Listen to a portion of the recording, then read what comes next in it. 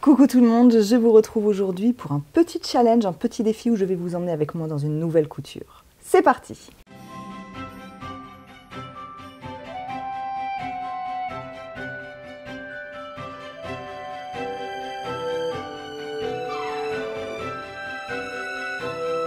Je suis ravie de vous retrouver dans cette nouvelle vidéo. Nous sommes le jeudi 23 février, petit point météo rapide. Écoutez, il fait plutôt gris, il ne fait pas froid, mais bref, passons.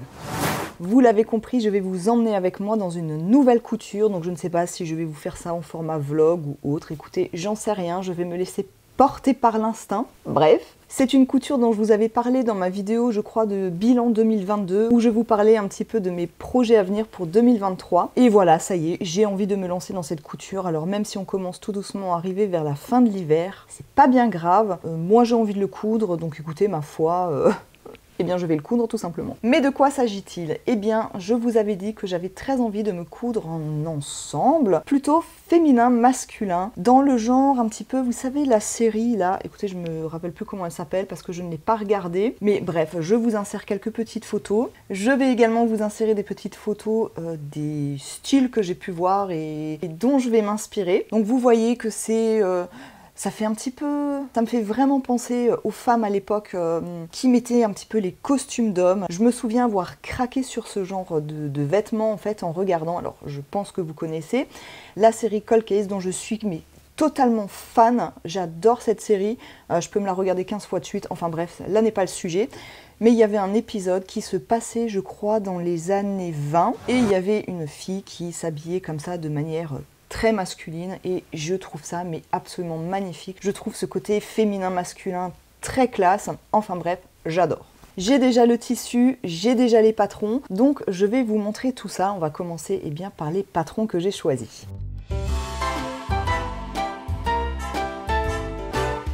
Concernant les patrons, écoutez, je ne suis pas allée bien loin, je me suis simplement servi bien, dans ma Patron Tech. C'est un patron que vous avez déjà vu passer. Je l'ai déjà cousu dans les deux versions, car oui, il y a deux versions, et je vous l'ai montré il n'y a pas du tout si longtemps que ça. Il s'agit de ce pantalon, donc le pantalon Burda. La dernière fois, je vous avais montré cette version-là. Cette fois, je vais coudre la version plus large ici, qu'il s'agit du patron 68-56. Pour rappel, c'est un patron qui va de la taille 32 à la taille 42. Oui, je sais, c'est plutôt très restreint au niveau des tailles. J'en suis désolée, mais je pense franchement qu'il sera vraiment pas très compliqué de trouver ce genre de pantalon large dans une autre marque, éventuellement, ou peut-être même dans la même marque, mais peut-être pas le même pantalon.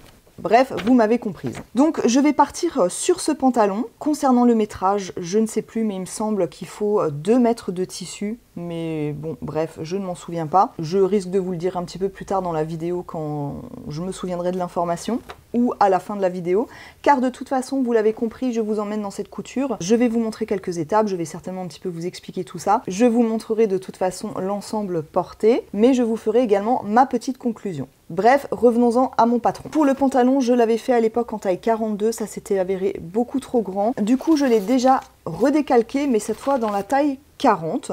Les marges de couture ne sont pas incluses. J'ai ici toutes mes pièces. D'après mes souvenirs, je ne crois pas que c'était un pantalon qui était très compliqué à coudre. L'autre version est plus compliquée. Celle-ci, dans le sens où la ceinture nécessite pas mal de pièces, alors que pour ce pantalon là, si je dis pas de bêtises, je crois que c'est un rectangle ou en tout cas c'est pas bien compliqué. Bref, j'ai toutes mes pièces ici en taille 40, ça c'est concernant le pantalon. Alors par contre, je ne tiens pas non plus, je pense, à faire une veste. De toute façon, je n'aurai pas assez de tissu pour le faire, mais moi ce que j'avais envie de faire, c'est donc un pantalon large, donc celui que je vous ai montré, avec ceci, donc un gilet, donc ce sera pour mon deuxième patron. Alors il s'agit d'un patron couture pratique, couture facile. À l'époque, c'était vendu dans les éditions Atlas. C'est ma maman qui me l'a donné. Donc, est-ce qu'il sera possible de retrouver ce patron ou pas? Écoutez, j'en sais rien. D'après ce que je vois, au niveau de la référence, il y a un 50-60, si ça peut aider. Je ne sais pas. En tout cas, dans cette pochette, on nous propose 3 patrons différents de ce gilet. Donc, on a cette version-ci, cette version-là et celle-ci.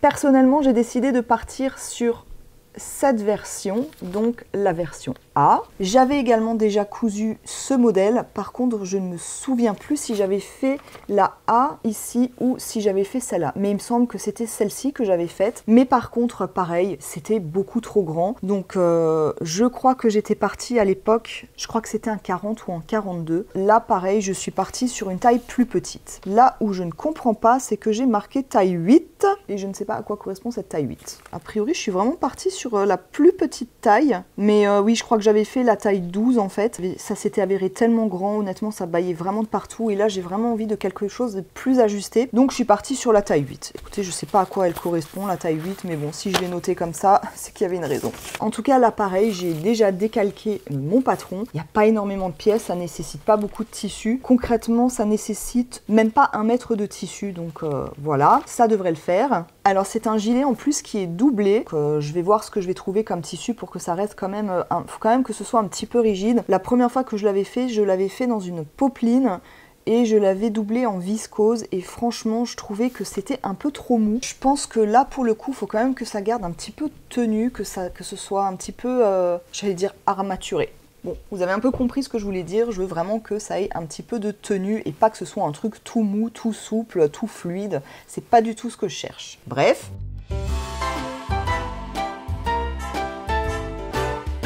Il est donc maintenant grand temps de vous parler du tissu que j'ai choisi. Je suis désolée pour la luminosité, ça reste catastrophique, mais il s'agit de ce magnifique tissu qui provient de chez Lolly Shop. Lolly Shop me l'avait gentiment offert, donc je les en remercie encore. Il s'agit d'un tissu flanelle noir à rayures très doux. Il est vendu au coupon de 3 mètres et il coûte 17,55 €, donc les 3 mètres. On nous dit que c'est un tissu agréable, lisse, avec de la tenue et opaque. Cette flanelle est parfaite pour la confection de vêtements ou de costumes d'hiver. Le tissu est parfait pour des manteaux, vestes, jupes, capes ou robes.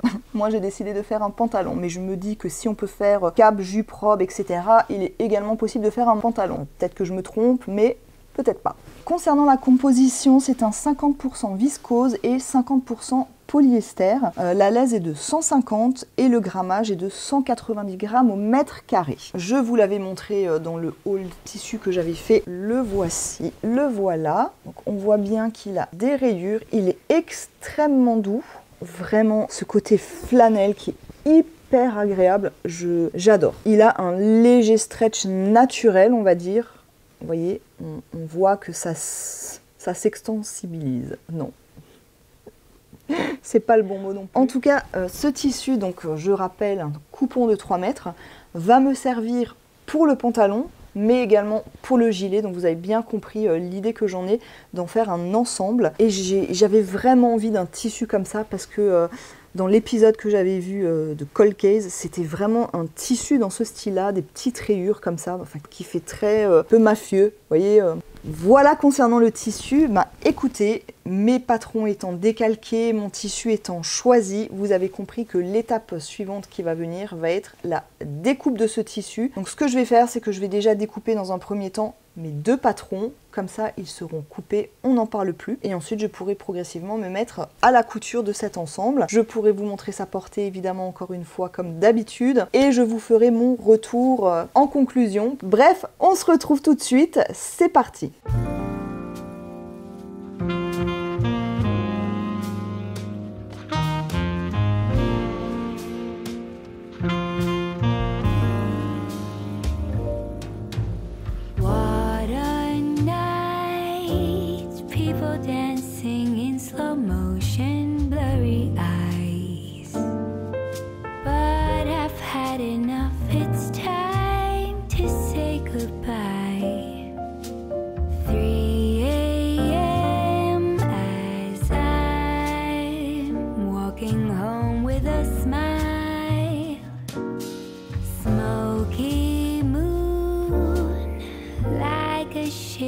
All the shadows fade away.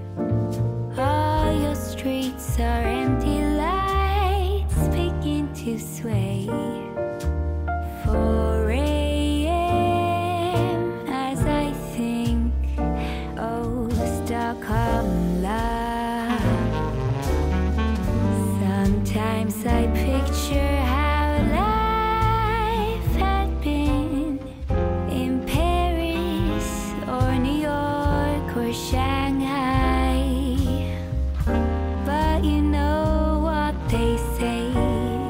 vous retrouve le lendemain. J'ai coupé toutes mes pièces dans le tissu, donc j'ai coupé le pantalon, j'ai coupé le gilet ainsi que la doublure du gilet. Pour la doublure, j'étais hyper indécise et puis il me restait une chute en fait de tissu comme ça, qui à l'origine était un vieux drap chiné à Emmaüs. C'est pareil, en espèce de coton mais tout doux, donc coton flanelle. Je sais pas quel est le nom technique de cette chose, mais en tout cas c'est un drap coton flanelle. Bref, donc j'ai choisi ça. J'ai juste un petit peu peur parce que je vous disais que j'aimerais quand même un gilet qui est de la tenue, qui soit un petit peu, alors pas rigide non plus, mais qui est de la tenue, qui soit pas tout mou. Et j'ai un petit peu peur quand même parce que ce tissu-là est quand même mou et le tissu flanelle aussi. Du coup, je sais pas trop ce que ça va donner, mais écoutez, on verra. Je me dis que s'il est bien ajusté, normalement ça devrait le faire. Ça doit pas non plus ressembler à une armure, comme si j'étais une chevalière, hein. Bref, on verra. J'ai également fait tous mes repères. Alors si vous vous posez la question, j'utilise ceci. Donc un morceau de savon, ouais, là il est un petit peu cassé, mais c'est pas grave. En fait, je garde toutes les petites fins de savon et je les utilise tout simplement pour faire mes repères sur les pièces. Je trouve que c'est hyper efficace, ça marche super bien et en plus ça s'enlève hyper facilement également. Ça s'enlève à la vapeur du fer, donc faire quand même très attention que les repères ne disparaissent pas au moment du passage du fer. Bah écoutez, je pense que je vais commencer par le pantalon. Oui, je pense que je vais faire ça et ensuite eh bien, j'attaquerai le gilet. Est-ce que j'aurais peut-être fini quelque chose aujourd'hui? Écoutez, j'en sais rien. Autant vous dire que hier, en fait, le fait de couper mes pièces, ça m'a pris toute l'après-midi. Par contre, oui, j'ai oublié de dire, mais vous avez également pu voir que j'ai surfilé toutes mes pièces. Je me suis dit, franchement, autant le faire, comme ça au moins ça sécurise mon travail, ça ne s'effiloche pas, rien du tout. Donc j'ai surfilé toutes les pièces, autant dire que ça m'a quand même pris au moins, j'y suis allée tranquille, j'ai fait plusieurs pauses, mais je pense que ça m'a quand même bien pris une bonne heure, 1h30 en y allant cool pépère, mais au moins c'est fait. Tout est coupé, tout est surfilé, concrètement, et bien il n'y a plus qu'à coudre. Du coup, autant que je vous donne tout de suite les bonnes informations. Pour le pantalon, il faudra prévoir entre 2,50 m et 2,65 m de tissu dans une laisse de 114 et entre 2,05 m et 2,30 m pour une laisse de 1,40 m. Concrètement, donc mon coupon était un coupon de 3 mètres. J'ai coupé le pantalon dedans, mais également le gilet donc qui demande un petit peu moins d'1 mètre et il me reste quand même un bon morceau. J'ai pas compté, mais je suis sûre qu'il me reste quand même au moins 1 mètre. Il faudra également prévoir une fermeture éclair de 12 cm, du thermocollant pour la ceinture et 2 boutons. Par contre, je ne comprends pas où sont les 2 boutons. J'ai bien vu qu'il y en avait un devant, mais l'autre, je vois pas trop. Bref. Alors, dans les explications Burda, on nous montre en fait ici les petits carrés où on verra des points, des couleurs, etc. C'est quand il s'agit en fait de l'endroit, de l'envers, de l'entoilage. Il n'y a pas énormément de pièces, hein, donc ça c'est plutôt chouette. Pour vous montrer brièvement, donc à chaque étape, nous avons comme ça des schémas. Il va falloir que je commence par... Alors c'est pour une stature de 1,68 m. Personnellement, je fais 1,65 m. La dernière fois, quand j'ai fait la version B, honnêtement, c'était hyper long. Par contre, du coup, comme j'ai fait un ourlet revers, ça ne m'a pas dérangé. Pour ici, je savais pas trop encore si j'allais partir sur un ourlet revers ou pas. Donc, j'ai préféré en fait ne pas couper tout simplement. Il va falloir que je bâtisse les pièces du pantalon pour ensuite les piquer. Franchement, je vais pas les bâtir, je vais les épingler et je vais les coudre. Il faudra ensuite que je les repasse. Et ensuite, il faudra que je m'attaque aux poches. Donc, les pinces, les poches. On a quand même 5 étapes pour les poches. Et puis voilà. Et ben c'est parti pour la couture du pantalon. Je vais juste quand même regarder si je trouve une fermeture éclair qui aille avec mon pantalon. Light as the city wakes. Oh, my love for you will never fade away. 5 a.m. as I sing. Oh, Stockholm love.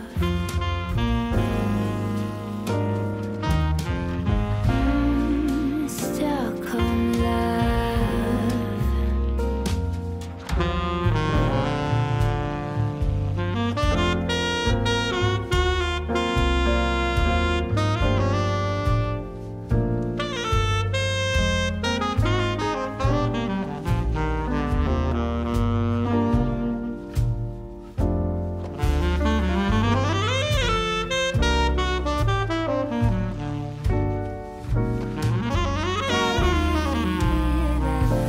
Voilà, les pinces d'eau ont été cousues. Il faut maintenant que je m'attaque donc aux poches. Pour cela, il faut que je prenne la pièce fond de poche et je dois les mettre endroit contre endroit. Ici, l'endroit est face à moi. Personnellement, pour me repérer, en fait, je fais toujours une croix à la craie ou au stylo friction ou au savon sur l'envers. Comme ça, je sais que là où il y a la croix, eh bien, c'est l'envers de ma pièce. Là, je vois ma croix et comme je dois faire endroit contre endroit, eh bien, je viens simplement la poser par-dessus. Ensuite, je vais venir épingler ici.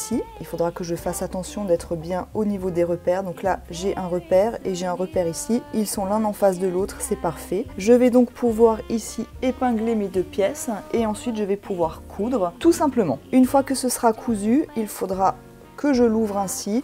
Je pourrai repasser à ce niveau-là pour que ça se plaque bien.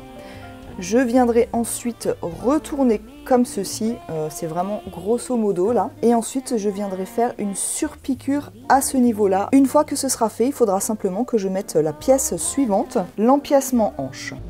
What a night, people dancing in slow motion, blurry eyes.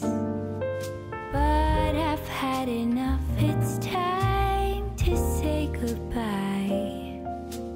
3 a.m. as I'm walking home with a smile.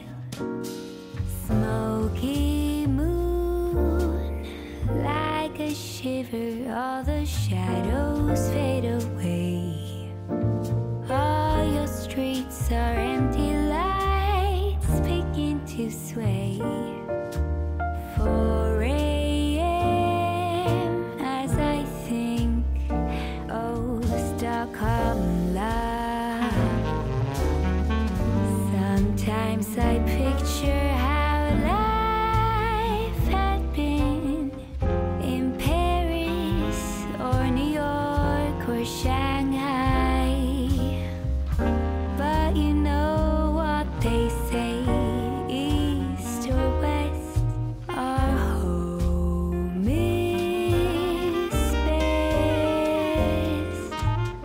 Warming rays, golden sunlight as the city wakes. Oh, my love for you will never fade away. 5 a.m.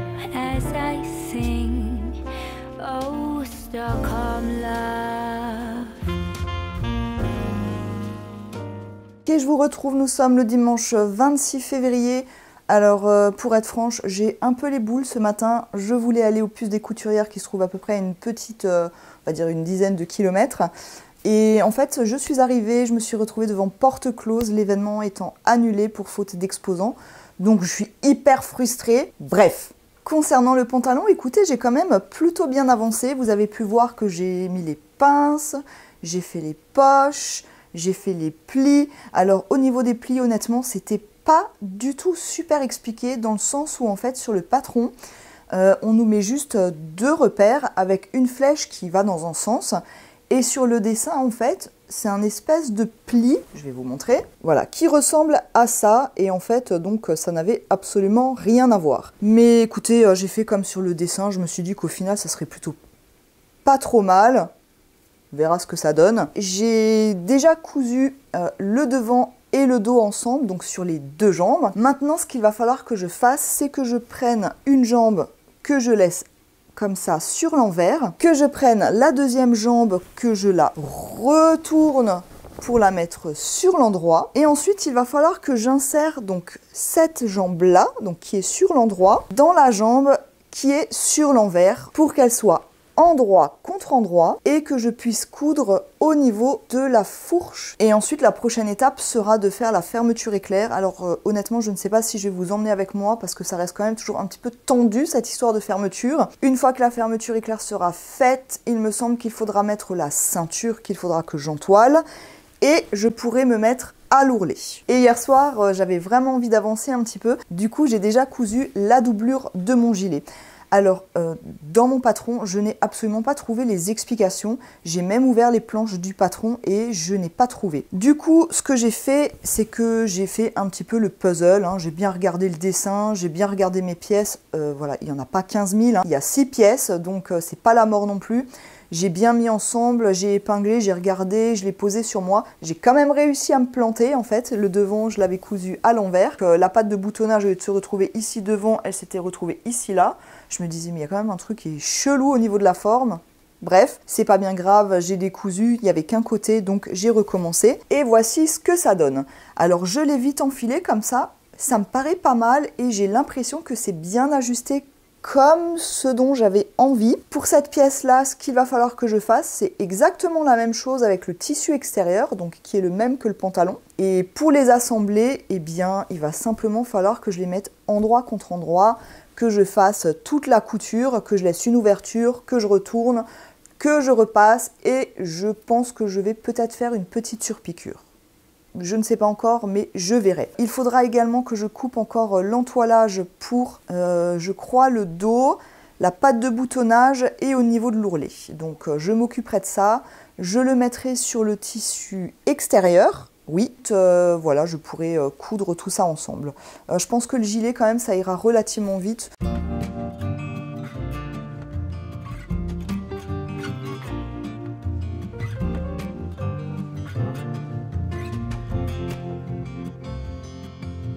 Meet me here at this time tomorrow. There's something you need to know. Bon, comment vous dire que je suis dégoûtée dans le sens en fait où depuis tout à l'heure j'ai commencé à coudre la braguette, mais je vous ai vraiment emmené avec moi étape par étape, sauf que je me suis rendu compte que je n'avais pas branché mon micro, ce qui fait qu'il n'y a absolument pas de son. Donc je suis venue le positionner dans un premier temps ma braguette sur le côté gauche au porté, que je suis venue coudre à ce niveau-là. Je l'ai ensuite positionné sur le côté droit au porté, mais je l'ai simplement épinglé au niveau ici de la parmenture et j'ai cousu uniquement la parmenture avec la fermeture éclair. Ensuite seulement, je suis venue tracer à la craie la forme de ma braguette que je suis venue surpiquer, donc cette fois sur le pantalon et avec également la parmenture pour que tout soit bien attaché. Ce qui me donne, eh bien, ceci. Donc on voit bien la forme de la braguette, ça fait hyper propre. Je suis venue placer ma soupate contre la fermeture éclair. Concrètement, voilà. Donc là vous avez la fermeture éclair et ma soupate, je vais la mettre vraiment au bord. Et donc là je vais pouvoir refaire une couture le long des dents comme précédemment, mais cette fois ça prendra également cette partie-là et bien dans la couture. Bon écoutez, je voulais faire donc cette étape et en fait je me suis rendu compte que j'ai encore fait une boulette pour ne pas changer. Bon honnêtement c'est rien de grave, il va quand même falloir que je recommence pour la bonne et simple raison en fait que je me suis simplement rendu compte. Comme vous pouvez le voir, j'ai vraiment mis ma fermeture éclair au maximum en haut. J'ai oublié de laisser 1 cm pour la marge de couture de la ceinture qui va venir se rajouter. Concrètement si je laisse comme ça, eh bien la couture ira à peu près là et donc là je serai embêtée. Voilà, donc je vais m'amuser à découdre ça tranquillement. Je vais recommencer. Alors les étapes sont exactement les mêmes, donc honnêtement ça a été plutôt rapide à faire. Donc, là je vous emmène pas, comme ça moi j'irai quand même beaucoup plus vite. Donc je m'occupe de la fermeture, je vais aussi tout de suite thermocoller les morceaux de ma ceinture, comme ça c'est fait. Je pourrais finir d'assembler, comme ça va pas durer 3 plombes parce que honnêtement j'ai pas envie encore de coudre ce pantalon pendant 3 plombes. I got used to see you as a friend, but deep inside there's something else I know. Ooh, the world seems so hollow. Ooh, without you by my side.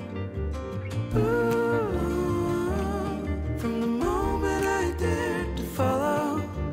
whispering voice inside, I realized I'm in love. Ooh, yeah, I realized I'm in love.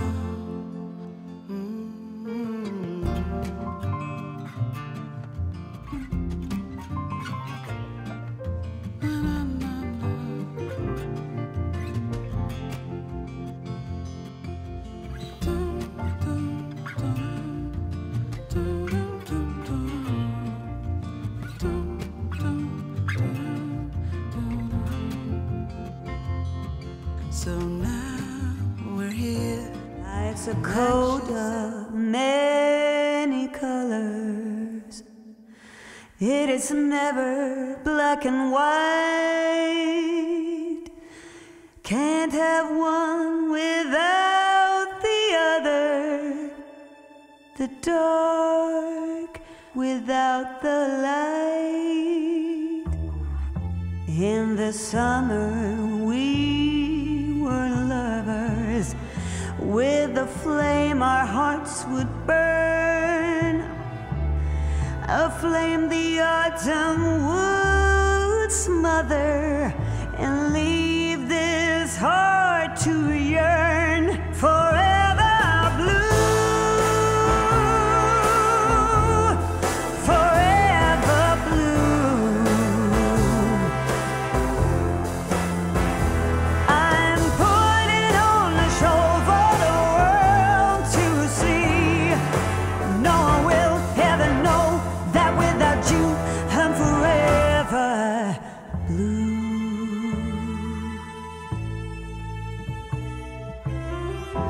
No more waking up early just to watch you sleep. We turn a blind eye to worry, but such times we'll never keep. I found a new smile this morning that doesn't come out as a frown. A smile to wear while performing and to hide the tears of this clown. Forever blue, forever blue. I'm putting on a show for the world to see. No one will ever know that without you I'm forever blue. Yeah, I'm putting on a show for the world to see. No one will ever know that without you I'm forever blue.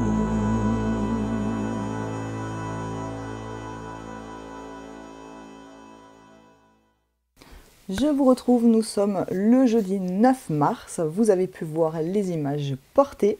Alors je fais des petits tests techniques, on va dire, c'est pas forcément hyper concluant, mais écoutez, je fais au mieux et j'espère évidemment m'améliorer avec le temps. Bref. Avant de faire ma petite conclusion, si vous aimez mon contenu, on n'oublie pas de s'abonner, de faire retentir la petite cloche pour être averti quand je mets une nouvelle vidéo.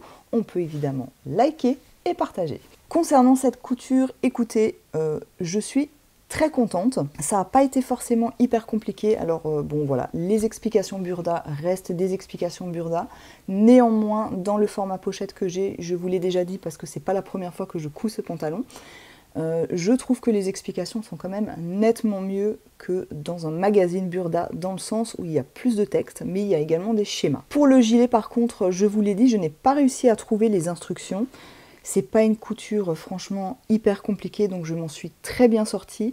Le seul point honnêtement où par contre j'ai eu du mal, c'est au niveau des manches. Donc ce que j'avais fait, et c'est là où on voit que mes soucis de 3D posent réellement problème, c'est que j'avais tout cousu. Comme je vous l'avais dit, j'avais cousu mon gilet avec le tissu doublure et le tissu principal. Il fallait ensuite que je prenne les deux pièces et que je les mette endroit contre endroit pour faire la couture. Donc ce que j'ai fait, par contre j'ai tout cousu, donc ça veut dire j'ai fait vraiment tout le long comme ça partout, voilà, tout le tour, mais aussi ici au niveau de l'emmanchure. Évidemment j'ai laissé un trou en fait pour pouvoir retourner mon ouvrage et en fait je n'ai pas réussi à le retourner. Alors je pense que c'est à ce moment là qu'il faut faire ce qu'on appelle la couture en burrito. Je l'ai pas fait, là honnêtement j'avais pas envie de me prendre la tête. J'avais ouvert uniquement au niveau des emmanchures et après j'ai pris mon fer à repasser. J'ai fait un rentré avec mon tissu principal et un rentré avec mon tissu doublure et je suis simplement venue épingler tout autour et ensuite faire une couture.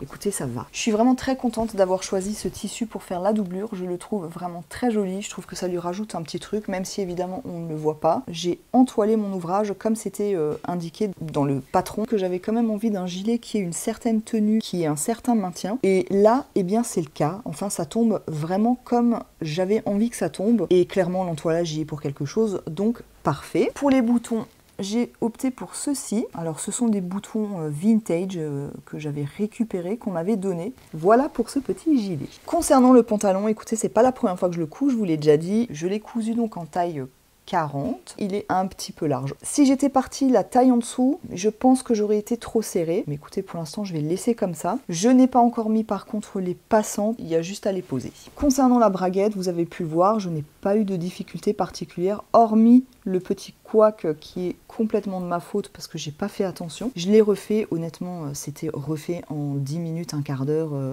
Sans prise de tête, donc parfait. Au final, j'aime beaucoup la technique Burda, c'est maintenant la deuxième fois là que je le fais d'affilée, et franchement, elle me convient, donc je pense la garder. Il a les fameuses pinces ici, et là, clairement, dans les explications et le patron, c'était pas du tout clair, hein, c'est ce que je vous disais. Il y avait simplement une flèche qui montrait dans quel sens fallait rabattre le tissu pour créer la pince. Concrètement, comme ça, faire un espèce de truc comme ça, donc pour créer cette pince. Et moi sur le patron, j'avais une flèche qui indiquait simplement faire comme ça. Et ça donne quand même, du coup, ce fameux pli qu'on voit ici et qui est finalement qui donne un peu tout le charme au pantalon. J'ai choisi ce bouton là, alors c'est un bouton pareil, un vintage que j'ai récupéré, ça fait très bien l'affaire.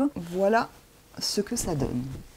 J'en suis très contente. Il va juste falloir par contre que je le reprenne au niveau de l'ourlet parce que là clairement le pantalon est beaucoup trop long. Je pense qu'il faudrait clairement que j'enlève 1 voire 1,5 cm, ça irait nettement mieux. Comme il me restait du tissu, alors je vous avais dit qu'il devait me rester un bon mètre après avoir fait le pantalon et le gilet, donc j'ai mesuré et en fait il me restait 87 cm. Bon, j'étais pas à 1 mètre mais j'étais pas trop loin non plus. Du coup j'avais très envie de me faire un genre de béret, une casquette. Il y a 2 tailles disponibles, je crois c'est 55 et 58 si je dis pas de bêtises. Alors moi je sais que j'ai plutôt une petite tête. C'est une casquette en fait qui est doublée. Les explications sont en anglais et il y a également des schémas. Donc franchement ça va, même si moi perso il y a quand même, toujours mes soucis de 3D, des petites choses qui m'ont paru un petit peu obscures, donc j'ai un peu fait au pifomètre à certains moments. Bref, par contre elle reste un peu trop grande et je trouve qu'elle est assez courte au niveau de l'arrière. Je m'explique, ça tourne facilement, j'ai quand même beaucoup de jeu et derrière, voilà, je trouve que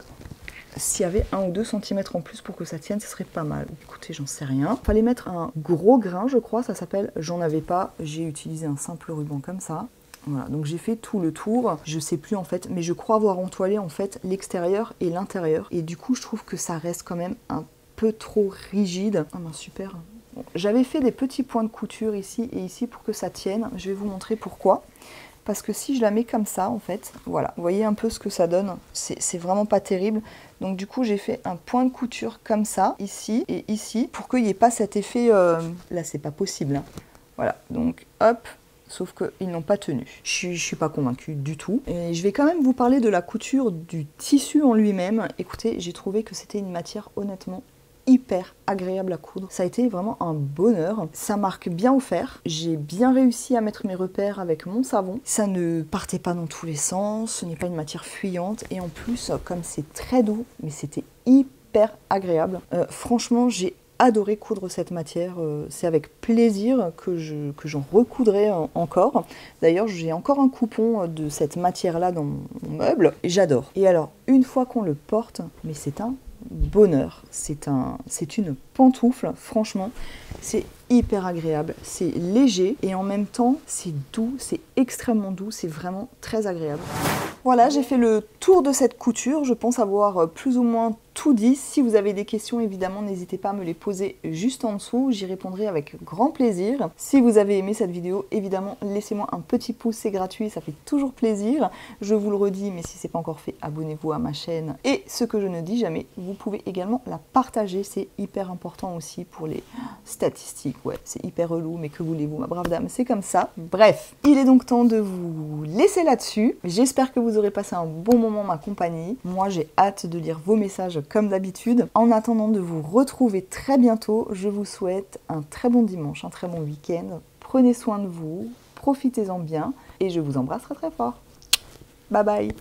Gone